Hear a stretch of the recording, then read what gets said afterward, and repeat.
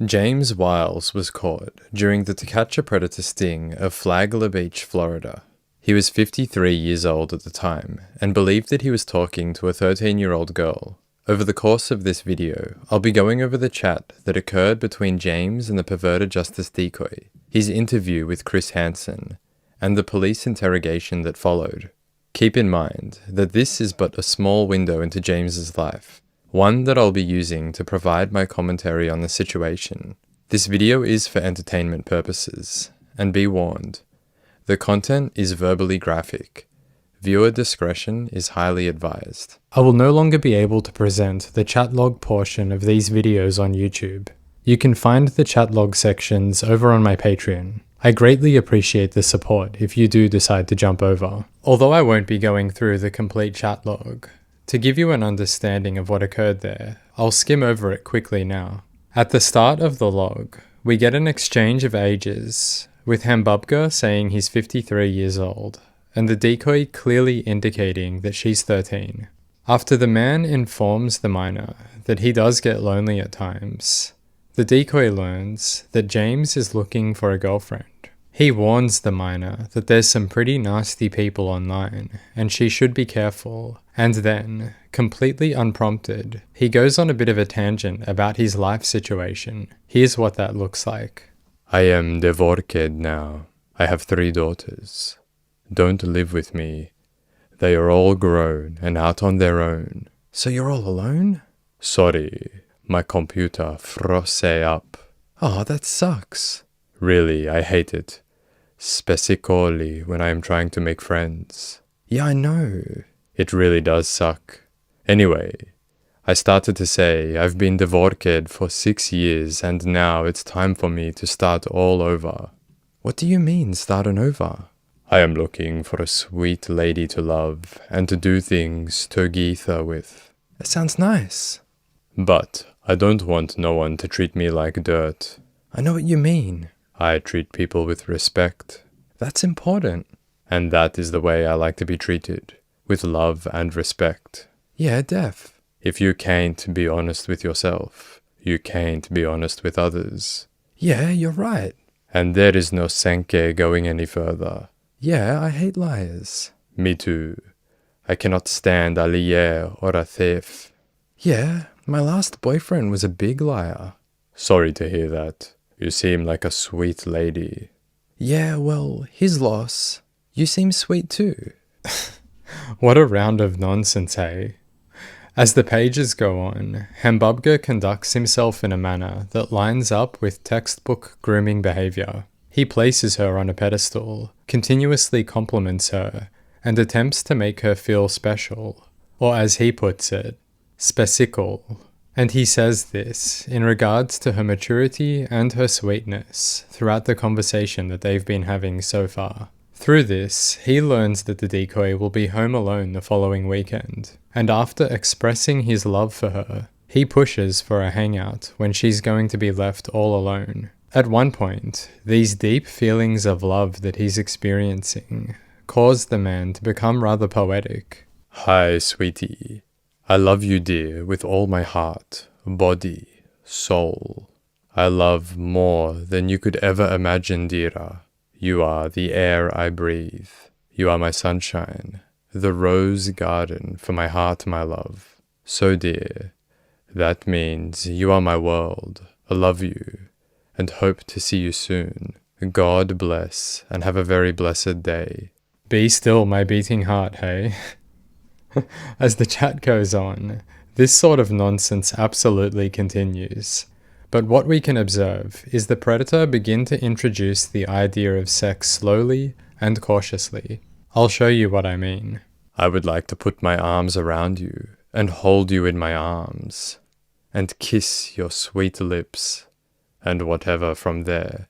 Really cool. You busy? We can chat later if you want. And maybe, if you want, we could have sex. Or just go to the beach and enjoy each other's company. I'm not busy. Oh, okay, sounds good. So you want to do that? But I must warn you, you will have to take it easy with me, because I haven't had sex now in several years now. Well, I never have, so you have to take it easy too. Okay. I promise I will if you will. Laugh out loud, I will. The sexual intent intensifies over the course of the next few pages. The decoy provides a general location of where she lives after viewing an image of the man, and might I say, he's quite the hunk, eh? A picture of every young teen's desires. For quite some time after that, we get light banter about how excited they both are to meet up in person. The man mentions that he'll be driving 2 hours to get to her location, but this is no problem at all, seeing as in the past, he's driven 8 hours for a one-night stand. It's important to note that the one-night stand here, it wasn't his idea. According to Hambubger, that devilish woman was running the show on that front. Things all seem to be going smoothly for our predator, and sex has been discussed in great detail. A strange moment crops up.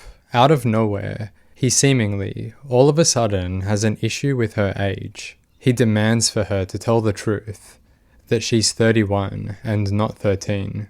This issue goes on for quite some time, and the resolution to the matter requires her contact him via telephone to prove that she is the age she claims to be. James? Hey. Yeah? Hang on a minute. Okay. Yep, that's me. Hi, it's Claire. You really 13? Yeah. You gotta be kidding. You sound older. Well, thank you. You really want to do what you said, what we was talking about? Well, I wouldn't have said it if I didn't want to. I don't know. You're a little too young, dear. I love you, though. I don't know. I mean, I guess I thought you said you loved me, and so. I do love you. I was thinking you was older than 13. So if I like you and you like me, what does it matter if I'm 13? Age doesn't matter, dear. But what I'm thinking is if something happens, you could holler Rick and I'd go to jail. I can't believe you think I'd do that. I won't be playing the rest of the phone call here, because frankly, it's absolutely horrendous. The key points to note are that he establishes that she is indeed 13, and that they will for sure be engaging in sexual activity when they meet up.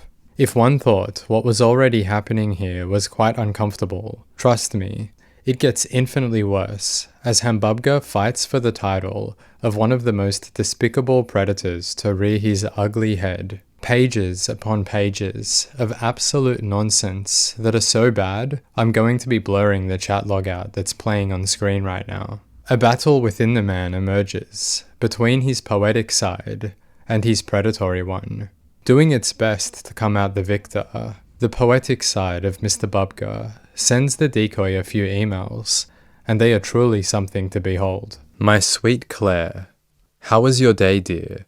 I am fine now that I have a sweet woman that loves me. Dear, I can't wait till I meet you the first time, so I can hold you in my arms and kiss your sweet lips, and tell you that I love you, dear, which I really do, and I know you love me also. And when we make love the first time, I will be in heaven, because it will be great, my sweet love. What are some of the things you like to do, dear? Tell me the truth, dear. And I know you will, because I think you are very honest, dear. And that is one of the things I like about you, my love, is your honesty, dear. And I will always be honest with you, my love. I will never lie to you, beat on you, never want to argue with you, dear. I believe if a man ever hits a lady, he should be shot, dear. Because a lady needs to be treated like a lady instead of a punching bag. Dear sweet Claire, just a few lines to say hello and that I miss you, dear. Even if it's just a few minutes, my love, I cannot, or will not, be without your love to me, dear. Yes, I know it seems crazy, dear, but my love is very strong for you, dear, and I cannot control the way that I feel about you, my love. And I hope you will the same way about me, dear. All I know is I love you, and I don't care who knows it. I am sitting here with no clothes on writing this letter. But dear, I'm going to have to get off my buns, get moving if I am coming to see you Friday, my love. And believe me, I will be there if I have to walk, dear.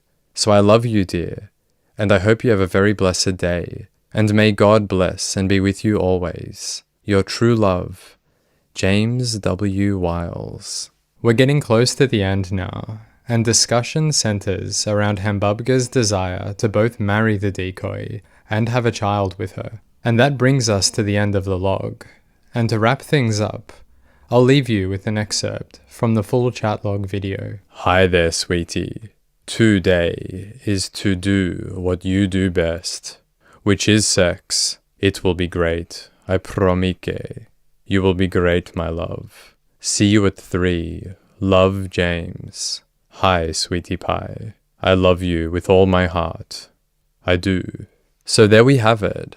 And as he has requested, the person that he's going to meet will be doing what they do best. Unfortunately for him, that's not going to be sex, but instead, Mr. Chris Hansen himself, grilling a vile predator. Let's head on over and take a look. Before I hit play, unfortunately, for this segment, there is no unedited footage, so I'll be looking at what Dateline has chosen to air. This is never a complete picture, but it's the best we have, so I guess let's dive in.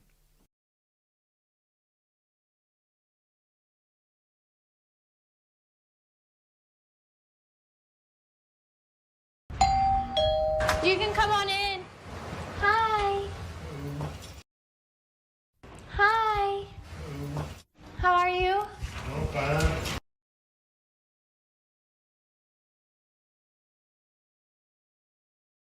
I wasn't sure if you were coming. Oh yeah. Told you I'd be here. Did you bring my M&Ms?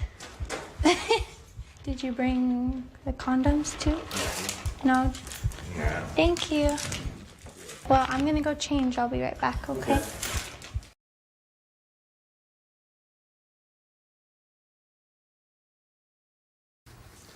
You seem a little nervous driving around out there. Let's take it back a bit and have a closer look at that staggered opening.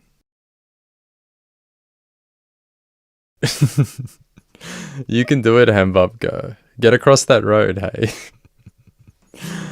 I can see why many online refer to this man as the zombie predator. There's really nothing much here other than me poking a little bit of fun, but I do have to admit, his determination to be a predator is strong. The man can barely make it to the front door, and the battle he has with the door itself is so epic that the bards will sing of it for years to come. They do say that when one wants something bad enough, no challenge is too great, no mountain too tall to climb, and here is a prime example of a man overcoming all odds to get what he wants. As a side thought, I do recall in the log, he mentioned that he would cross any length of distance to visit the decoy. He said, even if he had to walk the 100 odd miles to get there, he'd do it. Seeing the man now, in his prime athlete marathon mode, it really adds another layer of depth and predatory dedication to that claim, hey. I wasn't sure if you were coming. Oh yeah. Told you I'd be here. Did you bring my M&Ms? The pure joy on this man's face is representative of a child who's received exactly what they want for Christmas. The delusion present in the chat log has followed through here into the meetup. There seems to be no concern that he barely made it through the door, no concern that his image might be a deterrent. All he has is joy. His sweetie pie is real, and the M&Ms she so desperately wanted are secure in his lower left jacket pocket. Did you bring the condoms too? No? Of course he didn't bring the condoms. I am inclined to believe possibly he didn't stop to get some, because realistically, he may not have made it back to the car, hey. But being a bit more serious, it's again a despicable play on the Hambubger's part. He's more than happy to provide her with what she wants if it suits him, the M&Ms. But when it comes to something that might impact his own selfish desires, he's not going to budge. Don't let the frail, fumbling display of a limping pirate fool you. The man is dangerous, and what concerns me is how many people he may have harmed when his body and his looks were more in a position to carry out his devious mind's plans. Thank you. Well, I'm gonna go change. I'll be right back, okay? Here we have one of the more bizarre moments of TCAP history. She leaves the room, and the second her back is turned, he begins playing with his crotch and making gestures with his tongue. Where my thoughts drift on this one is, this shows how driven by sexual impulse he is, and how that can affect his outward actions. I can't imagine too many people in a scenario, hopefully less predatory than this, where one would be meeting up with someone that they're attracted to, and when the date turns their back, they feel the need to express their excitement in this manner. It shows a lack of control on his part, or maybe complete control and a lack of any form of decency. I believe, though, that he's so very excited he cannot contain himself, and these gestures are a reflection of that. He's unhinged, confident within a delusional state of mind, and worst of all, confirms what we already know, that he's really here for only one reason. We'll see him claim later on that he's here for friendship, but these gestures do say otherwise. The man is completely lost to the nonsensical story his mind is telling him, and I would argue that he fully believes at this point all is going to plan. A moment where many other predators feel anxiety, pressure and nerves. Hambubger seems to hold none of it. He's hobbled into position and now awaits his prize for making that taxing voyage, sexually gesturing like a wild animal that runs on impulse rather than reality-based thought. It's also interesting to note how quickly he shifts from doing these gestures into a somewhat regular state as Hansen enters. It leads me to believe that he is fully aware of the degenerate side of his mind, and fully aware as well that these gestures are not appropriate for the real world. It is in this moment where I feel we get a glimpse into what Hambubger actually is, an out-of-control sexual predator that operates within the everyday realm of reality, hiding like a snake in tall grass. You seem a little nervous driving around out there. Yeah, What are you doing here today, Jim? I'm coming to see her. And how old is the girl you came to see here today? She says she's 13. 13. Right, I'm just visiting, that's all. I did not want to have sex Well, with that's her. not what it says here. I know what it says there. We will be making love all the time I'm there. Okay, cool. With my tongue up your blank. But I say that on all of them. You say that all the time. Right. James, do you ever watch television? Very little I watch TV. We have Master Yoda on our hands, hey. Very little I watch television. I wonder what sort of Jedi teachings Master Bubger would be wanting to bestow his young Padawans. I'm Chris Hansen with Dateline NBC, and we're doing a story on adults who try to meet children online for sex. Sir, please, I'm not in for sex. I'm just in for friendship, that's all. Ain't a woman in this world give me a I'm past that stage now. Ah yes, the old I can't get an erection defense. Many an aged predator has come out with this one, and all I'll say is that if this is accurate, James, then why does your chat log beg to differ? One could argue that by being here and attempting to perform sex acts on her in his flaccid state would be as much, if not more confronting for the minor. Furthermore, not all sex acts involve an erect penis, so there's a lot of holes in this soft story. Either way, be it a truth or a lie, his sheer presence here in conjunction with the chat log would indicate that despite what he claims, he is mentally by no means past that stage, even if his body says he is. Sir, I'm telling you the truth. I am past that stage. Well, you're free to go. I know when you go have me arrested when I walk out the door. Although this segment has been a short predatory party, one that I would have loved to have gotten my hands on the raw, uncut version, we still do have a bit more to go through, as there is the complete police interrogation footage available, so let's head on over there and check it out. After being read his Miranda rights, and a few other key details about who he is are established, James begins complaining about severe pain due to the crushed discs in his back, and the position that these cuffs are putting on his body. He goes on to explain to the detectives more regarding his injury and the potential risks of surgery for those discs. his unemployment status, and where he resides. He mentions that he lives by himself, and details some information about his family life prior to his divorce. You said you had gotten divorced. Do you have any children by that? I've got 3, and they don't want nothing to do with me. I was accused. They accused me of sexual molestation, and I was proven innocent. On your children? Yes, ma'am. How old are they now? 23 and 24. 23. Are they girls, boys? Girls. Girls. How long ago did they accuse you of molesting them? 6 years ago when just before I got divorced. Just before? Is that the reason why you ended up getting divorced? Yes, okay. One of the reasons. How have you not had any contact with them I haven't since? seen them, heard from them, or talked to them. Okay. Don't even know where they're at. Okay. And you said you live by yourself at this address. You don't have any roommates or anything like that. Okay. My oldest daughter, she was 15 years old. I was truck driving one day, and my brother molested her while I was on the truck road. Okay. And they blamed it on me. Because I wasn't there to do nothing about it at the time. Why did they blame it on you instead of your brother? I don't have a slightest idea. I don't know. Okay.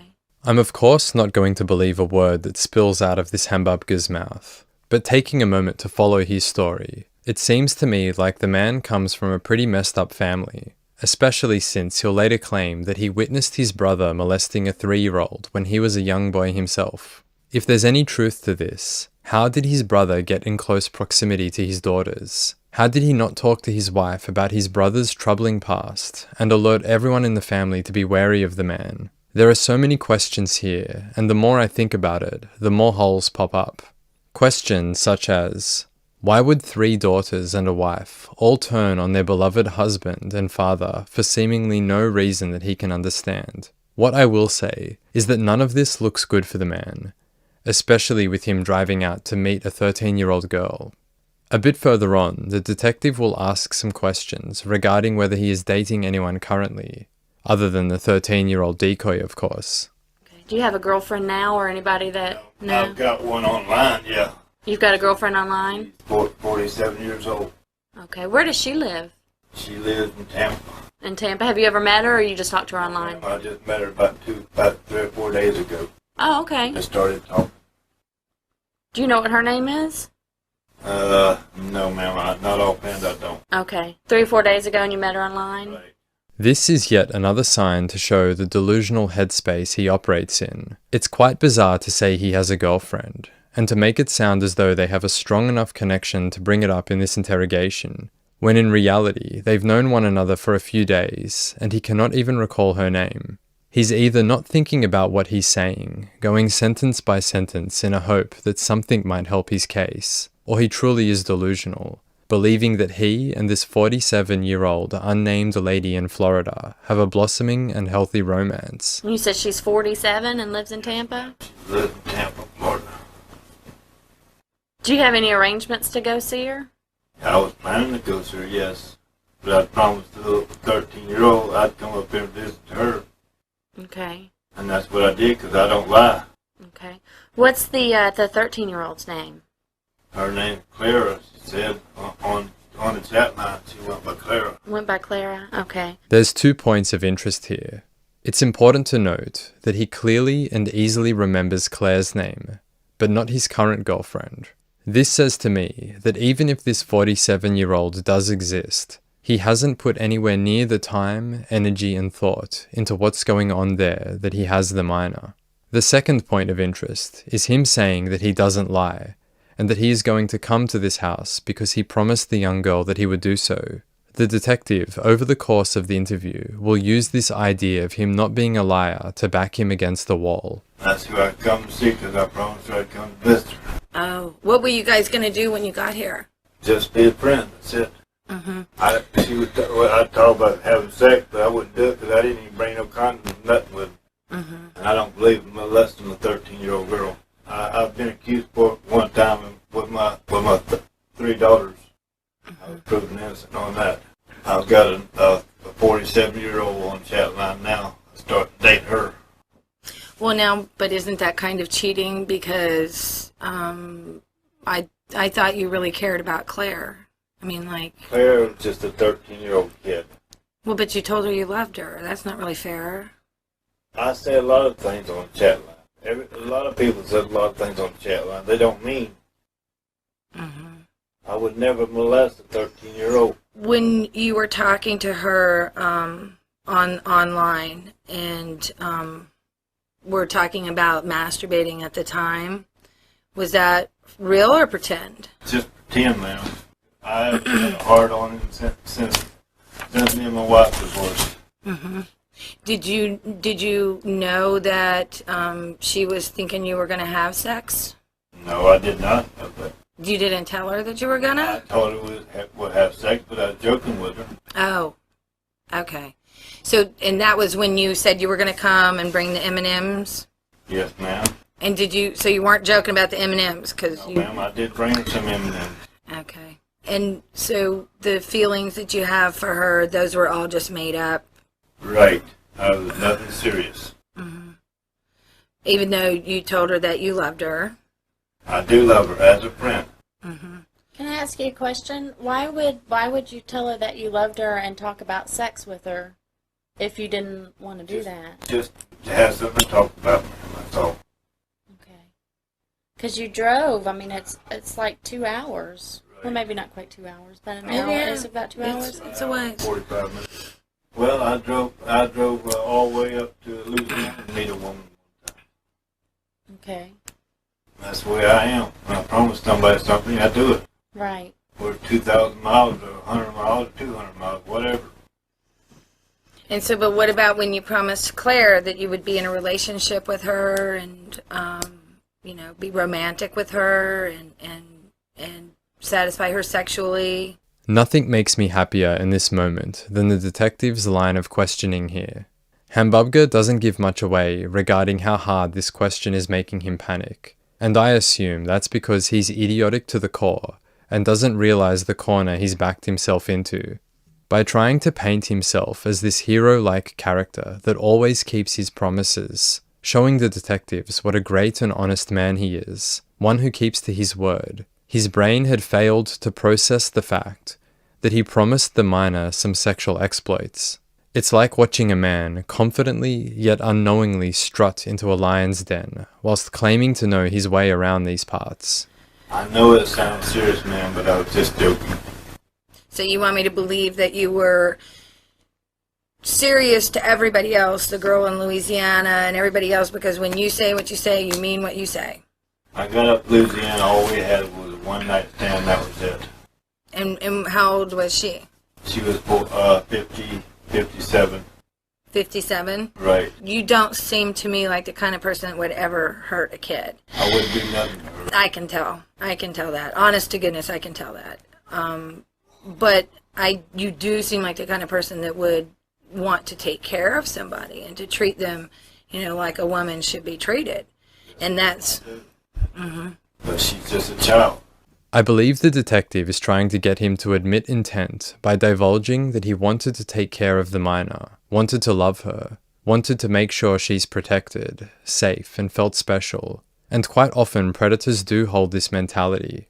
In their mind, there is no harm to the child being done. In fact, quite the opposite. They are adding something to their lives, helping them in some way. Thus, the dangerous and disturbing conundrum of it all. They want to love and protect the minor, but they are the very thing that person should be protected from. Hambubger has presented us an image of a dim-witted, idiotic, shambling fool of a lonely old man. Now with this in mind, one would expect him to give in to the detective here and say, you know what, you're right, I did want to look after her. And he kind of does do this, but there's a line he won't cross. He won't admit anything more than he wanted to be friends. He holds his ground firmly on that. And this makes me believe that he didn't care for the decoy in the slightest, like he so desperately tried to make her believe, which then puts him into the category of predator, of preferential offender, with a cold and callous targeting system, one who preys upon the vulnerability of minors. He's fully aware what he wanted to do was wrong, even when given the option to try and soften his position in the detective's eyes. But you spoke to her like a woman. Yes. Why is that? Because I talk to everybody like that. That's the way they like to be talked to. That's the way I talk to them. You damn Casanova, hey. James. He knows women like the back of his hand. They're not individuals, human beings with independent needs and wants, irrelevant of age, culture, or class. They're all nothing more than a pack of hungry seagulls, all craving male attention, attention that he possesses, and wielding this godlike power over the female kind. He knows that's the way they like to be talked to. Thus, he's going to be a nice guy and talk to them that way, even if he's not interested sexually in the slightest. I must say, I'm convinced. The detectives should have let him off the hook here and now, and I'm quite surprised that he's got such a level of controlled restraint and isn't talking to these two female detectives in that way, because that's how they like to be talked to, right? If he was really using his brain, he could have easily gotten those silly girls to swoon like schoolgirls, give him a kiss on the cheek, and send him on his merry way. Mm-hmm. And so other... On my respect, that's all. Pardon? Just showing them my respect. Showing him your respect. Right.